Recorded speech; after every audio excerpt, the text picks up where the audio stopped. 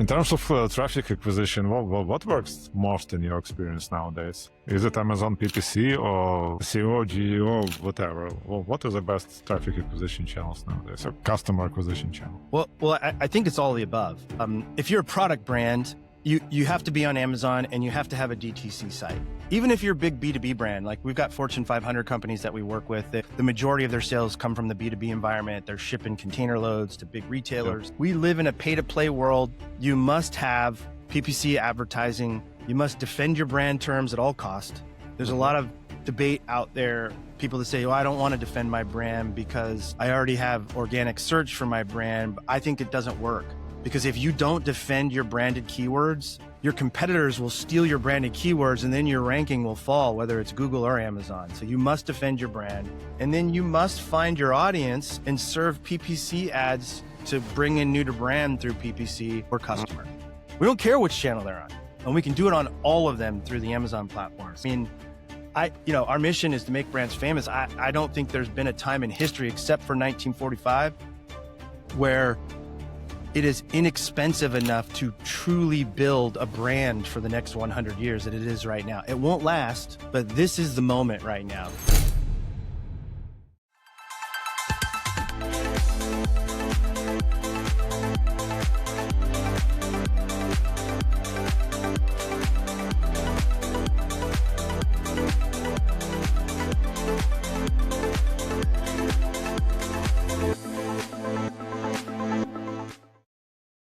Hey guys, welcome to another episode of Reframe First. I'm Alexei, the host of the podcast, and let me welcome our today's guest, Jason Boyce, founder and CEO of Avenue7Media. So, hi Jason, it's great having you here. Oh, thank you very much for having me, Alexei. Nice to see you. Yeah, nice to see you too, and thanks for joining. So, from what I learned about you, you built your own business. You're one of the oldest Amazon FBA players on the market. You built your own FBA business, you sold it, and nowadays, you built an agency that's helping other businesses succeed on Amazon and also on Walmart that you mentioned. And as you say it on LinkedIn, we feel profitable Amazon growth for both challenger and iconic brands as their AI-enabled strategic business partners. So could you tell us a bit more about Avenue7Media and AI-enabled business partnership and all this kind of stuff? Yeah, absolutely. I'll start at the beginning. I was a Marine and I was getting out of the Marine Corps, went home to have dinner with my brother, and he was telling me he was going to start drop shipping basketball hoops on the internet. This was 2002. And I was about a month from getting out of my 4-year term in the Marine Corps. And I said, I'll be out in a month, so let's do it together. And we started superduperhoops.com together, which is a basketball hoop website. We were drop shipping basketball hoops from the factory directly to our customer after we sold them. We were all over the internet. And then we'd been introduced to a company that invented pay-per-click advertising in Pasadena that later got bought by Yahoo. And then there was a whole court case there between Google. Yahoo sued Google because they did not invent pay-per-click advertising. They stole it from this company that we were working with. So we were all over the top of search results for basketball hoops all over the country, long before Google was the master of search. And then Amazon called a year later and said, we want you to sell your basketball hoops on our website. And I was like, what are you talking about? I just bought a VHS tape from you. You're in sporting goods now? I didn't even know they had launched a sporting goods marketplace. And so we were, I think, the first company selling basketball hoops on Amazon even before they were.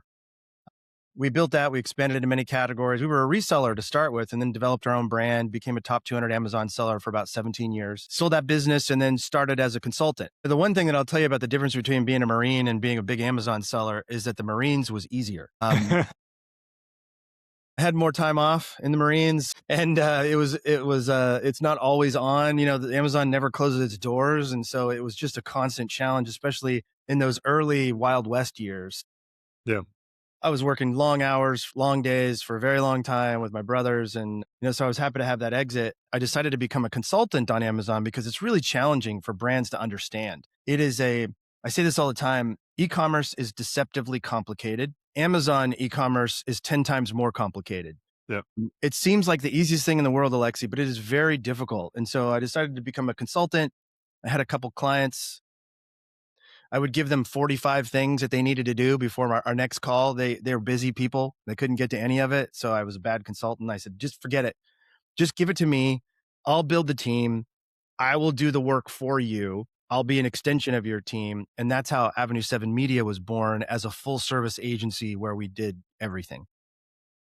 And, From and from there was a point about a year and a half into the agency where I myself was account manager for like 26 clients. It took off like crazy. And I brought in an executive team, Dale Dabbs and Angela Murphy, from a company called Sontiq that had just had a big exit with one of the big credit union companies. And they didn't know anything about Amazon, but they had built a best in class like identity protection company. They had the best world-class customer service built on a tech enabled platform. And I was friends with Dale going on over a decade now. And when they exited, he was trying to retire, and I pulled him out of retirement and had him come join our team. He watched me do my brand growth strategy with some of these clients on Zoom calls, kind of like we're doing on Riverside right now. Yeah. And he said, Jason, if we don't pull that brand growth strategy from between your ears and put it into a repeatable process, we're never going to be able to scale this agency while maintaining quality of results.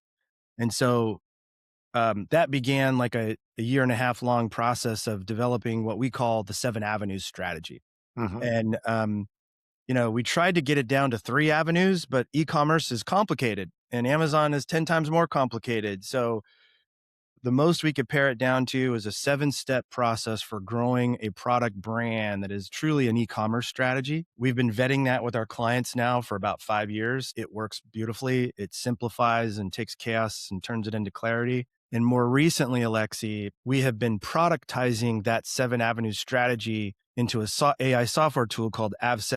And so we have built the first avenue, which is the presence avenue, which is if your product can't get searched, clicked on, and added to cart, you have a presence problem. You're either out of stock, suppressed, your listing's broken, something's happening that prevent you from getting maximum benefit and the potential on the Amazon or Walmart platform. And it's been just a wild journey, especially in the age of AI, when you've got these billionaire founders out there talking about how AI is going to ruin the world while their stock price goes through the roof. And so we've been building on top of some base models for, a couple of years. It's been a very interesting, exciting journey. And I'll just summarize it by saying, I think there's a lot of hype around AI. It's magnificent, but it's like, these founders did a good job of raising money, but they didn't do a good job of building a product that you can become a platform. Yeah. Awesome. Like that's a great story of evolvement from early FBA, like being approached by Amazon to put your product on Amazon. That's Yeah, that was a fun call. My brother, who's like super calm and like low anxiety, he was like, we were having a team meeting and we'd finished all of our agenda for the day, and we were about to leave and go grab dinner together. And he said, one more thing, Amazon called today. I'm like, what? Why didn't you lead with that? How do we not start with that? Tell me everything. And so, yeah, it was very exciting to be able to get in the front row seat to watch Amazon on its march to e-commerce dominance, which is certainly what they have now. Yeah, absolutely. But nowadays, from what I see, Amazon is flooded with Chinese goods. It's a price game for most of them, and you can go to AliExpress and buy it 2 or 3 times cheaper. Well, Again, the brands you're working with, they're still in the same categories, but somehow you manage to position them and price them like 20-30% more, make them 20-30% more expensive. How do you do it? It's a great question. Yes, the Chinese have flooded the market, but there's very much real potential for really good brands who have a great value proposition.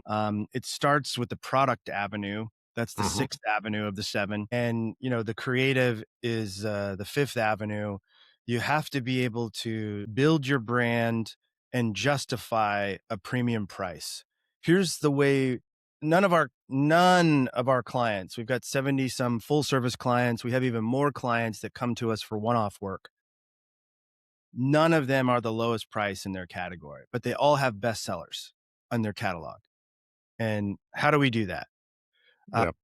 What's beautiful about Amazon today versus, even 3 or 4 years ago is I start by saying, let's just say there's 300 million customers on Prime. There's about 100 million of those on the bottom tertiary that are never going to buy your product.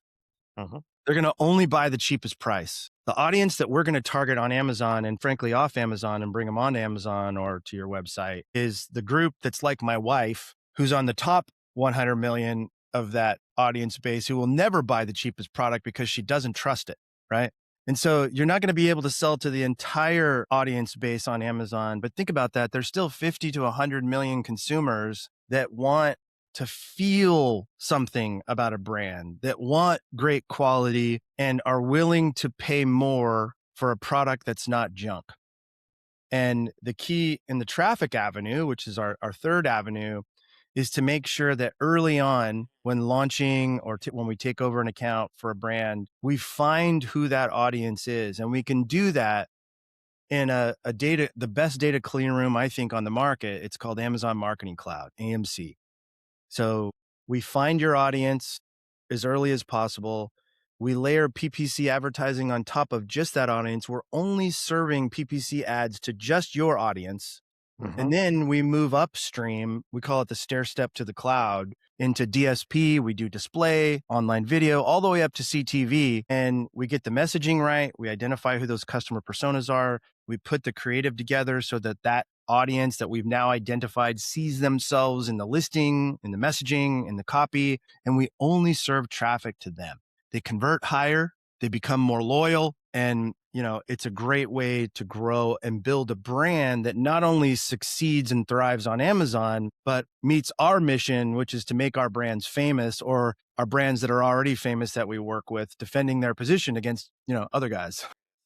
So that's the game. And quite frankly, Alexi, we could not do that 5 years ago on the Amazon platform. We still managed to, price high and justify, and we did well, but our ability to laser target in on exactly that audience that has the right buying behaviors and the right demographic per brand, per client, per category has allowed us to really drive growth and success for our client base. What has changed over these 5 years that made it happen?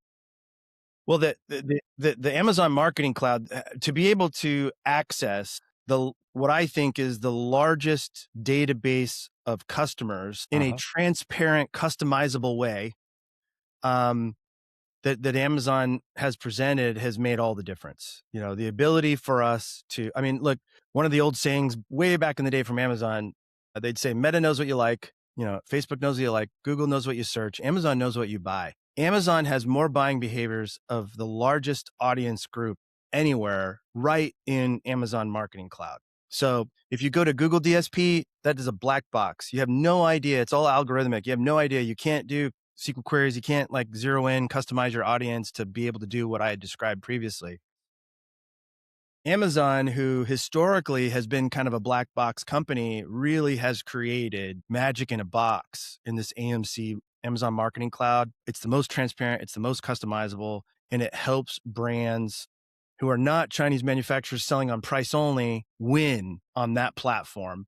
And then, of course, we do things like if you've got a Shopify site on your brand, we anonymize and ingest those audiences into Amazon Marketing Cloud. We see what the overlap is, and we can exclude audiences so there's no cannibalization. We're literally building incrementality of audience, bringing new to brand customers that are more likely an Amazon customer, and we can even drive it to your own .com right from that AMC with DSP. It is really great. DSP, I wrote a book called The Amazon Jungle. In the traffic chapter, I talk about DSP as being a failure. At the time I wrote that in 2019, 2020, that was true. It is no longer the case. With demand side platform, static video and TV display combined with Amazon Marketing Cloud is a truly magic experience for brands looking to win on that platform. Our brands don't come to us and complain about the Chinese competitors because we are differentiated and we're meeting the customer that doesn't want Chinese goods. I see. So it's about building a proper brand and working on your funnel. That's right. Yeah. Look, there's two ways to grow your brand. You could sell more products to your existing customer, or you can go find customers that have the same buying characteristics of your current customers who don't yet know who you are. And if you can introduce your brand in a meaningful way with your value proposition, talking about the benefits of what your product brings, and you bring good feel and branding components to that audience, they will buy from you. And then you're growing your audience, you're growing your loyalty, and you're growing your brand. That's the magic. And historically, Amazon has been sort of this demand capture platform, but it is very much a demand generation platform now because of AMC and DSP, in my opinion. And we see it live in action every day here at Avenue7Media. Awesome. You mentioned you're working with 78 customers in parallel. That's probably quite a lot of operation. How do you handle that? Well, it's not easy. We're also fully remote, so add that in there to add a little bit more complexity. I'm calling in from Portland, Oregon, but we've got about 30% of our headcount. We're about 85, 90 strong is in the United States. We've got about 20% in Philippines, 20% in Pakistan. And then the rest are smattered in Costa Rica and Europe and all over the world. And so being able to manage a big team in a very complex channel like e-commerce and Amazon and Walmart in a remote environment is a big challenge. But we have made it work really, really well. It starts with our people. We borrow from Patrick Lencioni. We hire people who are humble, hungry, and smart. We teach them the Av7 way. We teach them the 7 avenues. And then kind of our processes are we're constantly evaluating our people. And, kind of like the pillars of our structure and our organization is when you get the right people and you apply their humility and big brains and willingness to learn on top of processes that can become the best in class. And our 7 avenues, in my opinion, is, the best brand growth strategy ever created for e-commerce. And I created the initial step, but our people perfected it for me. That will drive innovation in technology, which, Av7Lift.ai has been born out of that to help leverage our team, but also to introduce it to other brands who don't maybe want an agency. That drives client value. If you're focused on the right outcomes, you will drive client value. And then when you have client value, that drives financial value for your company. So that's kind of like our general scorecard that we're constantly evaluating our people, our processes, our technology, and what we're driving in client value. And for us, client value means we're profitably growing these brands and we're reinvesting those profit dollars that we're growing back into more incremental growth. And then when you can accomplish that, and by the way, we're year 7 now in Avenue 7. It's kind of a magic year. I just came back from Amazon Prosper Show, which was the very first Amazon conference ever. My good friend James Thompson founded Prosper Show. We did a booth for the first time in 7 years. We've just been growing via word of mouth. And I was telling our team after the event, I was standing in the booth and, my feet are still sore, but it was great. We had just constant stream of conversations with brands, with agencies. And I said to my team, as a founder of the agency and of course the tech, really for the first time, I felt supreme confidence standing in that booth that no matter what problem the brand brought to us or the agency or the other tech partners brought to us, that I had supreme confidence that our team could give them the answers. There's just literally not anything we can't handle right now. And that feels really good because it was a long time. I mean, 7 years, man. Alexi, that's a long time. I know. And to be able to do that in a remote environment where, geez, we've lived in some crazy times over the last 7 years, starting in COVID and God knows. I mean, it's just been insane. And to be able to thrive in that kind of environment and build a culture with a great team has been, I think it's, I'm peak leadership right now. I'm having the time of my life. It's taken me 24 years of entrepreneurship to get to this point, but I feel really good about where we're at and real proud of our team. Awesome. With regards to these 7 steps, could you name them? Oh yeah, sure. So the first is presence. And that's the tool that we've productized already. Yeah. If your catalog isn't clean, if you're getting suppressed, Amazon will tell you most of the things, Walmart will tell you most of the things, but not everything that's wrong with your listing. Our team looks for 234 things that can go wrong with your listings. And then we monitor them on a daily basis. And we've even in our tool, we're auto-correcting some of those with our AI systems right now. So that's number 1 avenue. Financial avenue, and Dale Dabbs, our president, and we always have this fun argument. He thinks financial should be number 1, but I'm like, if you're not present appropriately and your listings aren't clean so that they feed the algorithm, there is no financial opportunity. There's none. And so we started that. They'll buy anything from you if they don't know about you. That's right, Alexi. And it's the least sexy avenue, but it's the most critical. It is foundational. It's ground zero for success on Amazon. So that's number one. Number two is the financial avenue. That includes P&L statements, really hard to figure that out on both of these platforms, a SKU margin analysis, and we monitor if any of those margins dip below target, and then forecasting. Forecasting and setting goals in conjunction with our client partners is really critical to our success. If you don't look down the road 12 months, 2 years, 3 years, and shoot for those goals, you will not succeed. I'm a firm believer in that. It took me many years to understand that, but I think I figured this out a few years ago here, managing so many different brands. Those targets are critical. So financial avenue is number two. Number three is traffic. Traffic is the life's blood of success on Amazon. It's the oxygen. It's the bloodstream that brings oxygen to the brain of growth. And so we do full funnel, including SEO, including AIO, I call it. Most are calling it GEO for listings on Amazon. And then also full funnel paid traffic, everything from search keywords all the way up to TV. So that's the third avenue. Fourth avenue is customer. And this is where AMC sits. And this is where some of our AI sentiment analysis and customer identification, customer personas, it lives. We identify who those personas of your customers are so that in the next avenue, the creative avenue, we make sure that those people show up on the listings so the customer can see themselves in the listing. It drives click-through rate, it drives conversion. And then, of course, the product avenue is next after creative. If you don't have a good product, if you've got a 3-star product, our system will do review sentiment analysis, customer return analysis, will give you the feedback so you can go back to your product designers and your factory and improve on that product to make it a 4.5 star, 5 star. You must have that in today's day and age. You just can't have a low star product and have any success. And then the final avenue is the one most brands and frankly, Alexi, most companies sleep on. Rivals. We want to be able to communicate to our clients all the time what the rivals in the space are doing, not just the big guys that they're looking to eat market share from, but the little guy, especially on the Amazon platform and Walmart, the little guy that nobody's ever heard of that's cracked the code on a new product in their category that's growing 1,500% year over year. He may be small now with a minuscule market share, but if you don't pay attention to what that guy or gal is doing, they're going to eat your lunch. And so the rivals avenue is very important. We identify share of voice in a category, share of voice for targeted keywords, and then market share for our clients' brands within their total addressable market in their subcategories. So that's the 7 avenues. Alexi, if you're losing or if one of those 7 avenues is not green and it's in the red, you got a problem. You are not maximizing your potential as a product seller. Very kind of multiplicative. Yeah. It is. They're interdependent among each other. You must be firing on all of them. We have vetted this process manually for years, and now we're productizing it in the SaaS. It sounds like a lot of operation, and like all of these pieces that you mentioned, like each of them, like driving traffic, PPC, optimizing for SEO, GEO, and so on, and then like paying attention to competition, to rivals, and it's a lot of work. So like, what out of that are you productizing in SaaS, and how do you approach it? Well, we start with the most important one, which is making sure that the solid rock foundation is laid in presence.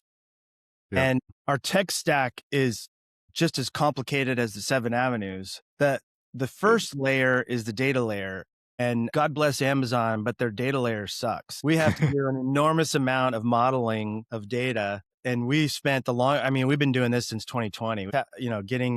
We have about a dozen different data sources just for Amazon that we pull in, we model it, and then store it appropriately so that our service layer and our UX layer can actually make sense of the numbers. We have both a deterministic code system and we have 2 types of AI that we deploy. One is a backwards chaining inference engine, which is like 1980s, 1990s technology that just works great.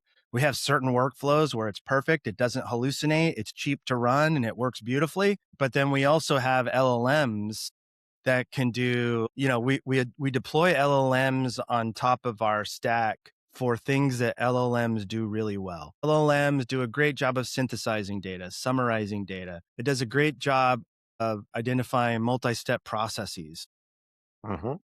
It does a great job of communication, and it does a great job of, certain workflows. But I will tell you this, after working in the weeds on large language models for the last 2 years now, they are not what big tech is selling. In order to make an LLM work, I think a year and a half ago, I said everything is going to be built on an LLM platform. LLM is going to be the new platform. I was dead wrong. After working on these systems for 2 years, it is clear to me that LLMs provide outstanding features, but they Yeah. cannot be the platform. You must have old school tech stack and in order to make those LLMs work. The reason why you can go to ChatGPT and ask it a question and it can give you a good answer is not only because of LLMs. The reason you can go to Gemini and get a really good answer is not only because of LLMs.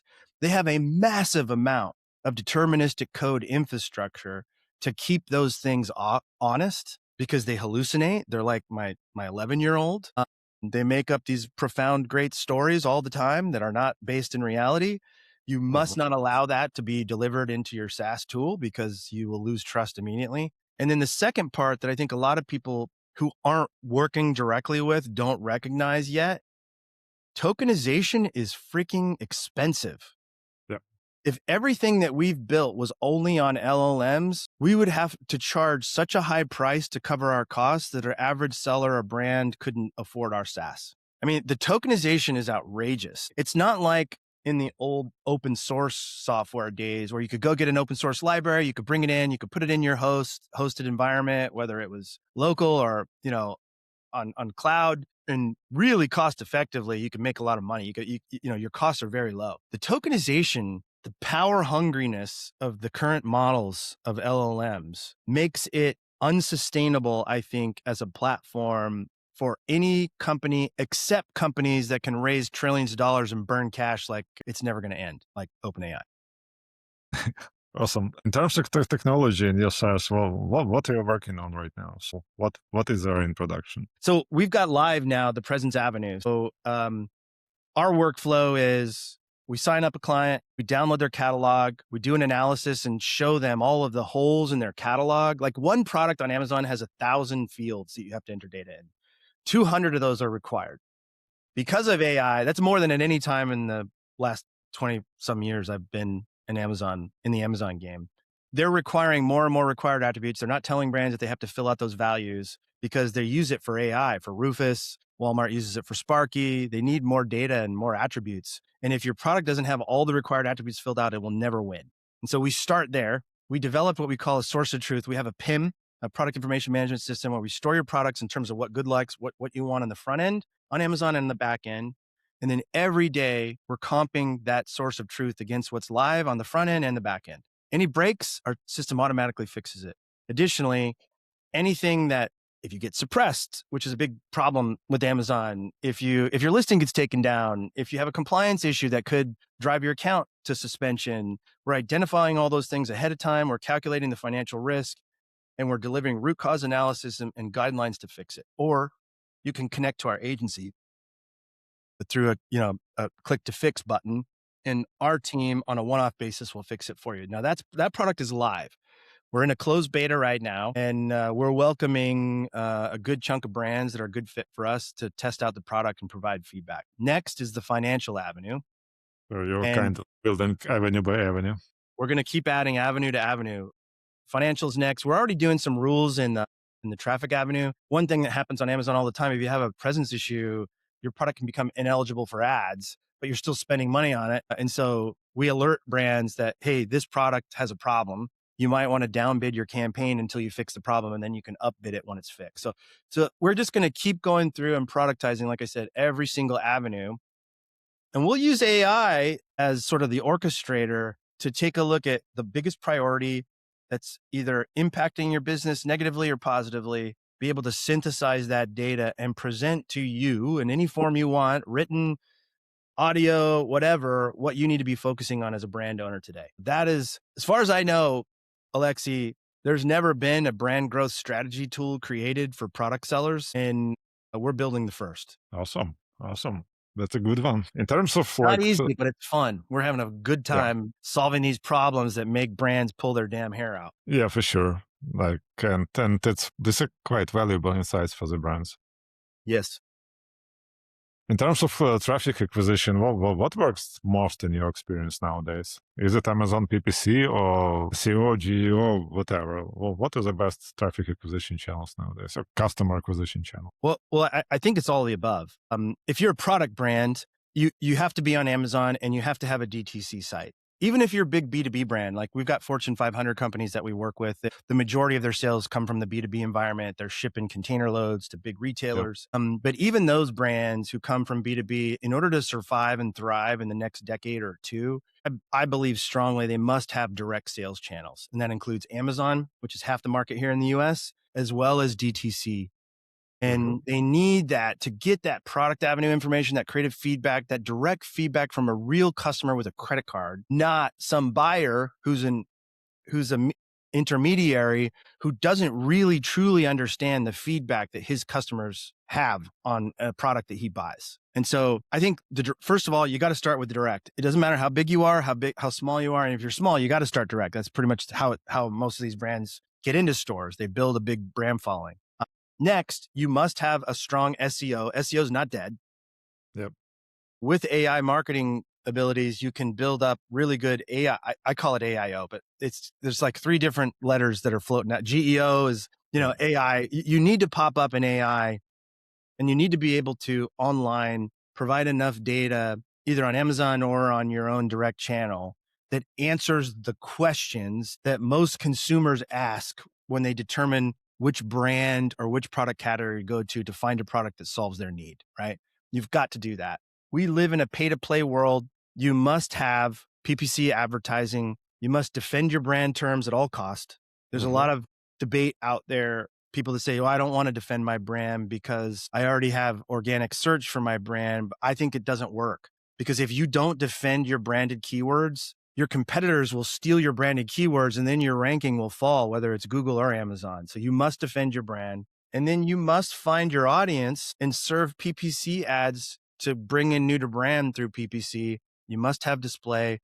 And I think what's exciting about traffic right now, Alexi, and what I'm most excited about, what Amazon built with their full funnel advertising channel with TV, full funnel, PPC ad all the way up to TV with closed loop attribution. You can run television ads cheaper now than you'll ever be able to again in the history of the world. It is akin to 1946 when all the big brands, like nobody had ever heard of Procter & Gamble back then, but they were doing radio ads. They moved all their ad budget from radio to television because people were getting TVs in their living room for the first time. And they jumped all in with super cheap TV to the point where they grew their business and that became like a moat for them. We are in that moment of time right now for connected TV, for Amazon TV. The streaming TV channels are super cheap. We are running TV insertion orders on connected TV that are cheaper than Meta display and video ads on mobile. And it gives you an opportunity to find millions of people who look like your customer, and you only serve TV ads to just that customer. We say we don't even care what streaming channel they're on. We don't care what television program it is on. It kind of turns that old paradigm on its head. We just want to make sure that whoever's watching that show where we're serving your television ad is your customer. We don't care which channel they're on. And we can do it on all of them through the Amazon platforms. I mean, our mission is to make brands famous. I don't think there's been a time in history except for 1945 where it is inexpensive enough to truly build a brand for the next 100 years that it is right now. It won't last, but this is the moment right now. So we're trying to get every one of our clients through that stair step to the cloud all the way up to TV. We optimize for search engines first, then we optimize bottom funnel DSP, then upper funnel DSP. We test creative. Once we land on the best performing creative and we've really zeroed on the audience, then we put television ads in front of those customers. And that is the way to become famous for the next 100 years. Yeah. We're in a special moment in time right now, Alexi. Well, why is this streaming TV so cheap nowadays? Well, it's so new. Because It's all the brand new. platforms money. That's part of it. But also look at the economics to the way it used to be. Yeah. If, I'm dating myself. If you want to run a television ad on Seinfeld, you're dependent on an intermediary company that says, oh yeah, your customer is in here. But your customer may be in there, but your customer that's watching the Seinfeld episode that you're running the TV ad may be 20% of the audience. You still have to serve it to the other 80% that's never going to buy from you anyway. Yeah. So you're paying for awareness campaign. You have no way of knowing whether it works. And you're serving your ad to people who don't give a crap about you in the first place, right? Now, fast forward to CTV now. That 20% of the audience on that television show is your customer. We're only serving impressions and we're paying by video impressions to that group. We are excluding the other 80% that are not part of your ideal client profile. We're not going to serve an ad to them. We're only going to serve an ad to your customer base that has your buying characteristics. So that alone lowers the cost. Secondly, there's still a lot of inventory available. The second that inventory once there's a shortage of inventory, according to the law of supply and demand, when there's less inventory, the costs are going to skyrocket. Get in now. If you're listening to this podcast and you're a product brand seller, if you're not doing CTV, you are missing the boat, right? Like the boat will pass you by. The train will leave the station if you don't get in there right now and start doing this. And I'm very passionate about that because I've seen it work with my own eyes, and the efficiencies and the cost savings and the ability to reach millions of people in terms of incrementality. I've never seen that. I wish I had that tool when I was still a brand. I would have had a much better exit. Awesome. Jason, with regards to like all these steps all these avenues that you mentioned, what does it take for a brand to get through all these steps? Well, like for instance, I have a great product. I don't, but let's assume I do. What does it take and how much does it cost me to build a good brand and to build my brand and to start selling? Yeah. Look, startup is rough, right? Starting up a brand new product with a brand new brand is a long process. Yeah. In the old days, back in 2003, you could launch a crappy product with terrible listings and not have to pay for traffic, and you could win. Yeah, and Amazon could call. Those days are over, right?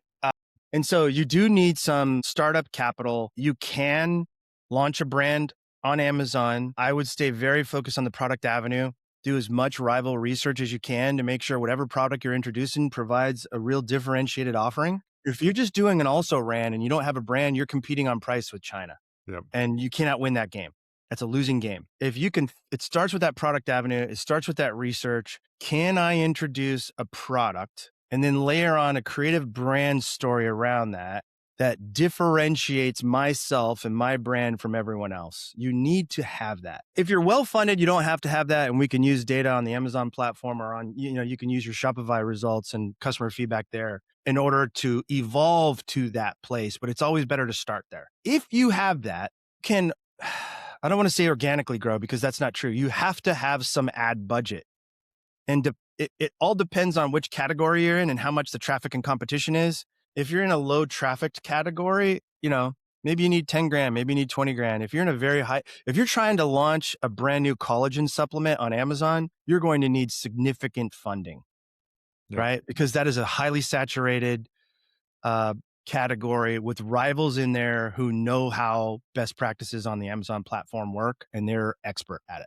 So that's really tough. But if you're inventing a new category that's kind of new on Amazon and doesn't exist, has a decent amount of volume, you can launch a product very inexpensively. So, I'm kind of bouncing around your question. It's highly dependent on what exactly the 7 avenues, right? I mean, I hate to put it that way, but you got to start with the rivals in the product and see if you can differentiate. I would not, in today's age, launch a product that is not differentiated. Like in the old days, you could go to China, or you could go to like Alibaba, you could find a product and you could just do an also ran. You can't win that way anymore. You must innovate and you must differentiate. If you can do that, you can build a brand, and you can do so cheaper now than you could since 1946. Is dropshipping over already, or is it not? Or does it work only virally on some TikToks? So I have a lot of mixed feelings about dropshipping because I started as a dropshipper. I was dropshipping basketball hoops all over the country in LTL, right? Like big, heavy shipments.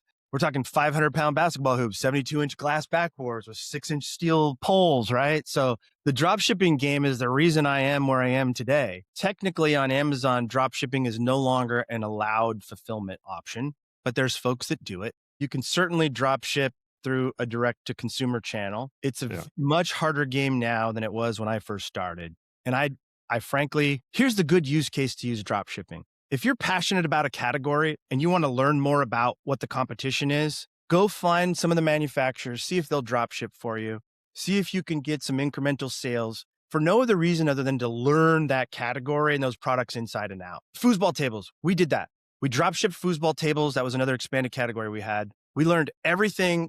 We sold from every foosball table manufacturer via dropship that would allow us to. We learned what our customers that were buying from us liked about them and didn't like about them. We took that intelligence, we developed our own product line, put our own logo and brand on it, and then developed best-in-class foosball tables. That's a good use case for doing dropship today. Use it as a research tool that won't cost you money. And if you're lucky and you can develop some cash flow to the bottom line that you can reinvest in the learnings and developing your own product, I still think that that's a viable model. Is it as easy as it was in 2003? Hell no. But is it still viable? I think it could be. Yep.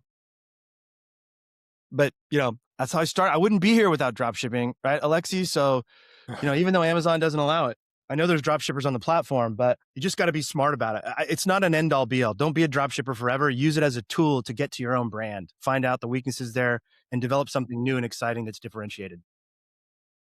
On average, over the market, like what is the cost split over like goods acquisition, goods cost, fulfillment costs, and marketing costs? Probably. Well, what are the costs? Okay, so like if you're selling $100 item, again, the shipping cost depends. If you've got a small goods item, small package item, like something that can go on a FedEx or UPS truck or Amazon truck now more recently, those are flat rates. So, the more compact it is, the cheaper those flat rates are. If you can be somewhere in the 10 to 15% in terms of shipping cost of your $100, if you could spend $15 depending on your cost of goods, then that's a good place to be. If your margins are good, if your cost of goods is only like 15%, then you can spend more on shipping. So it's a balance in there. Your marketing costs, if you don't have a brand, you need to be spending 15 to 20% of that $100. You need to spend $20 a sale on marketing, on paid traffic, I should say, not necessarily marketing. Yeah. So you got your retail price at 100, you're given 15% plus or minus, depending on a category. If you're in apparel, it's 17. If you're $9.99, that's 7%. It's anywhere from 7 to 15%, but most are paying 15% referral fee to Amazon for the right to sell on their platform. Then you got shipping costs. It could be anywhere from 10 to 20. Your COGS, if you're over 30% COGS, you can't make any money. Not only Amazon, I don't think you can make money on a direct-to-consumer channel because that cost of acquisition on your Shopify website is much more expensive than the cost of acquisition on Amazon. You can't do it. You need to find that COGS at $15 to $30. Anything over 30, you're in big trouble. You can't make any money today on direct channel. And, depending on your product line, you want to keep your returns low. Like when I was selling game tables, if I got a game table return, I couldn't resell it. But if it's apparel, you can resell it. So you got to you got to understand that returns and refunds game. If you can keep returns under 10% on apparel, you're doing great. If the stuff that comes back is not returnable, like my foosball tables, you need to be in 2 or 3%. And then you can make some money. If you can starting out, if you can net 10% on Amazon to start, you can grow that to 15, 20, 30% over time. The more volume you get, your cost of goods comes down. The more you build your audience, the more efficient your ad campaigns can be. The more you work with your factory to minimize shipping dimensions, the lower your shipping costs can be. But it's also not crazy to just break even, right? If you want to start, as long as you have a path to getting between 10 to 30% net margin after all your fees are paid. Yeah, to get him. Awesome.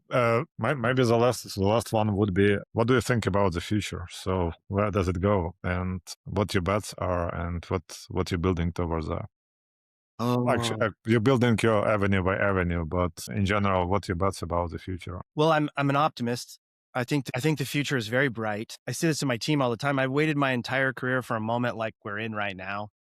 We talked about the full funnel advertising and the ability to build brands for our clients. We've talked about the technological components and that new element that LLMs provide with amazing features that we've never been able to do before. And so I think I don't buy into a lot of the doom and gloom that Sam Altman and those knuckleheads are talking about to raise the price of their stock. I do not buy it. I swallowed that crap hook, line, and sinker 2 years ago. And now after rolling up my sleeves and getting my hands on these systems myself, the LLM models are not the future. There's going to have to develop new models. I think these fears that people are going to be replaced by AI entirely are false. The new model, the current models cannot do that. you still need more than ever humble, smart, hungry people in order to win in whatever business you're in. And that won't change. I think these AI tools and technology will just be enablers for them.